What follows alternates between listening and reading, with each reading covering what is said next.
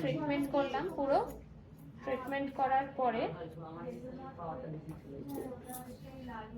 ফুল cutting হলো, ফুল hair transformation করা হলো।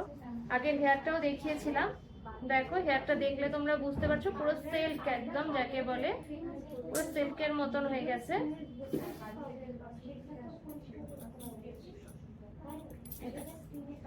কেমন লাগছে কাটিং আর আমাদের ট্রিটমেন্ট নিহারিকা? একটা হেলদি হেয়ার থাকলে কাটিং সেই অনুযায়ী ভীষণ ভালো মতন খোলে এবং সেটা স্টেও করে, থাকেও সেটা। ব্যাকে দেখালাম, এ দেখো ফ্রন্টে কেমন লাগছে দেখতে। আর হেয়ারটার কোয়ালিটিটাও তোমরা আশা করি বুঝতে পারছো যে পুরো সিল্কের মতন হয়ে গেছে। আর ওনাকেও আমি একবার জিজ্ঞেস করবো, আপনি একটুখানি হাত দিন, একটু ধরুন, ধরে দেখুন, বলুন কেমন ছিল আর কেমন লাগছে আপনার? ভীষণ সফট লাগছে, ম্যানেজেবল লাগছে, নিজের হেয়ার বলে মনে হচ্ছে না, পুরো সিল্কের মতন হেলদি একদম।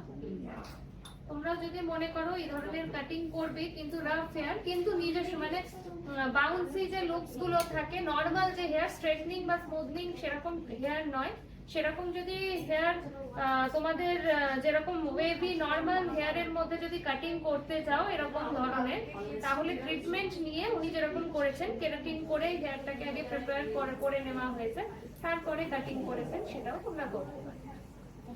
Thank you.